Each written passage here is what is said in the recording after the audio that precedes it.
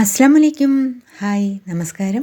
Real ഹോമിൻ്റെ പുതിയൊരു വീഡിയോയിലേക്ക് എല്ലാവർക്കും സ്വാഗതം. ഈ വീഡിയോയിൽ കടുകട്ടിക്കറയുള്ള ഗ്യാസ് സ്റ്റൗ പോലും എങ്ങനെ ക്ലീനാക്കാം എന്നതാണ് കാണിക്കാൻ പോകുന്നത്. സ്കിപ്പ് ചെയ്യാതെ കാണുക കേട്ടോ.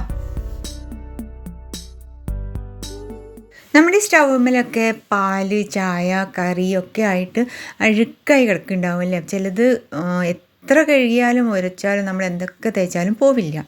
അപ്പോൾ അതെങ്ങനെ നമുക്ക് മാറ്റിയെടുക്കാമെന്നാണ് ഈ വീഡിയോയിൽ കാണിക്കുന്നത്. ആദ്യം നമുക്ക് ആ കറയൊക്കെ ഒന്ന് നനഞ്ഞ തുണി വെച്ചിട്ടൊന്ന് തുടച്ചെടുക്കാം. നല്ല രീതിയിൽ തുടച്ചാൽ ചില കറയൊക്കെ മാറിക്കിട്ടും. അത് തുടച്ചിട്ടും പോകാത്തത് എങ്ങനെ മാറ്റാമെന്നാണ് നമ്മൾ കാണിക്കുന്നത്. അതിനായിട്ട് ഒരു ബൗളിലേക്ക് അല്പം വിനീഗർ, സുർക്ക ഒഴിക്കുക. പിന്നെ കുക്കിംഗ് സോഡ അല്ലെങ്കിൽ അപ്പക്കാരം അതിലേക്ക് ആക്കിയിട്ട് അത് വെച്ചിട്ട് വേണം നമുക്കൊന്ന് തുടയ്ക്കുക. അല്ലെങ്കിൽ അതിൽ നല്ല കറയുള്ള ഭാഗത്ത് ഇങ്ങനെ ഒരു ടിഷ്യൂ പേപ്പർ അല്ലെങ്കിൽ നോർമൽ പേപ്പർ നനച്ചിട്ട് അവിടെ വെച്ച് കൊടുക്കുക. കുറച്ച് നേരം ഒരു 10 മിനിറ്റെങ്കിലും ഇങ്ങനെ അവിടെ കിടക്കട്ടെ. അല്ലെങ്കിൽ നിങ്ങൾക്ക് ആദ്യം ഇതിൻ്റെ മേലെ ഒന്ന് വിനീഗർ ഒഴിച്ചിട്ട് പിന്നെ അപ്പക്കാരം തൂകി കൊടുത്താലും മതിയാവും. പക്ഷേ അത് ചില ഭാഗങ്ങളിൽ നമുക്ക് അത് എത്തില്ല, ഒഴുകിയിട്ട് അങ്ങോട്ട് പോകില്ല. അതുകൊണ്ടാണ് ഈ പേപ്പർ വെക്കാൻ പറയുന്നത് കേട്ടോ. പേപ്പർ അല്ലെങ്കിൽ തുണി ആയാലും മതി.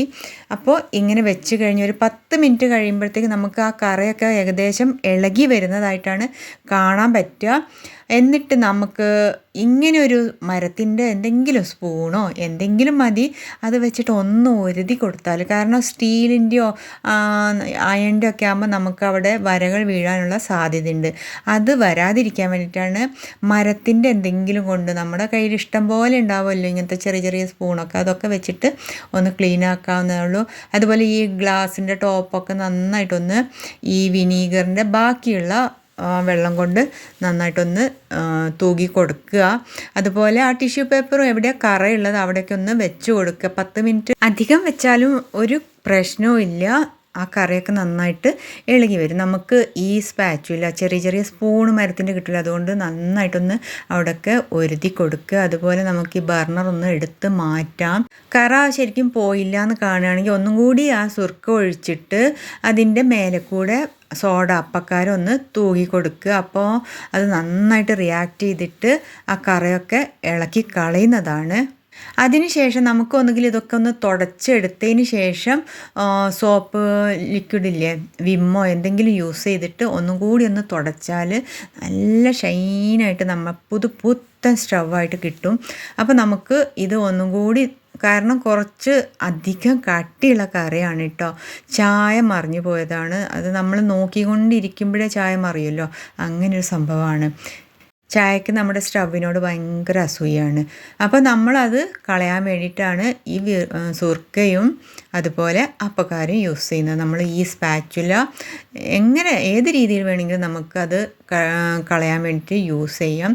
അതുപോലെ വിമ്മ് ഒന്നുകിൽ ഇതിൻ്റെ കൂടെയോ അല്ലെങ്കിൽ ഇതെല്ലാം തുടച്ച് എടുത്തതിന് ശേഷമായിരിക്കും നല്ലത്. കാരണം ചിലർക്ക് അലർജി വരാനുള്ള സാധ്യതയുണ്ട്. അതുകൊണ്ട് വിനാഗിരി ഒഴിച്ച് പിന്നെ അപ്പക്കാരം തൂകിയിട്ട് കുറച്ച് നേരം കഴിഞ്ഞതിന് ശേഷം അതിനൊക്കെ ഒരു ഗ്ലൗസ് ഇടുന്നത്, അതുപോലെ മാസ്ക് ധരിക്കുന്നത് നല്ലതായിരിക്കും.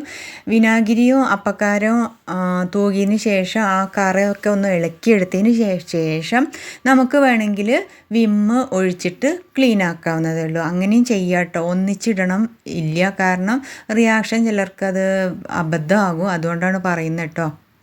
നമുക്ക് ഈ ബർണർ പിന്നെ വിനീഗർ ഒഴിച്ച് കുറച്ച് വെള്ളം ഒഴിച്ച് അതിൽ മുക്കി വെക്കാം. അതിന് ശേഷം വേണമെങ്കിൽ നിങ്ങൾക്ക് അതിലേക്ക് അപ്പക്കാരം ഇടാം, അല്ലെങ്കിൽ സോപ്പ് ലായനി ഒഴിച്ചു കൊടുക്കാം.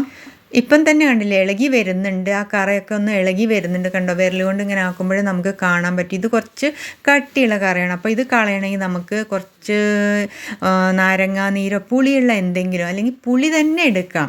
ഇരുമ്പൻ പുളിയോ വാളംപുളിയോ എന്തിൻ്റെ ആണെങ്കിലും പുളി തട്ടിയാൽ നമുക്ക് അറിയാലോ, ഈ ചെമ്പ് പാത്രങ്ങളിലെ കറയൊക്കെ മാറ്റണ ആ ഐഡിയ ഉണ്ടല്ലോ, അത് തന്നെ ഇവിടെ യൂസ് ചെയ്യാൻ പറ്റും. വെള്ളം അല്പം ചൂട് ഉണ്ടെങ്കിൽ അത് ബെസ്റ്റായിരിക്കും. കുറച്ച് ഉപ്പും കൂടി ഇട്ടാൽ ഉഗ്രനായി. ഈ കറയൊക്കെ അപ്പോഴേ ഇളകി വരും. അത് ഇളകി വന്നില്ലെങ്കിൽ നമുക്ക് ഒരു സ്ക്രബ്ബറോ എന്തെങ്കിലും തുണിയോ വെച്ചിട്ട് നന്നായിട്ട് തുടച്ചെടുക്കാം. എന്നിട്ട് സോപ്പ് കൊണ്ട് സാധാരണ രീതിയിൽ നമ്മൾ തുടക്കില്ല, അതുപോലെ ഒന്ന് തുടച്ച് കഴുകി കളയാവുന്നതേ ഉള്ളൂ. അപ്പോൾ നല്ല പഴയ കളറിലോട്ട് ഈ ബർണറൊക്കെ എത്തിച്ചേരുന്നതാണ്. അതുപോലെ ഞങ്ങളുടെ ഇവിടുത്തെ വെള്ളം കുറച്ച് കട്ടിയുള്ള വെള്ളമാണ് കേട്ടോ. അപ്പോൾ അതിൻ്റെ ആ പാടൊക്കെ ചിലപ്പോൾ അവിടെ ഇവിടെ ഇങ്ങനെ നിൽക്കും.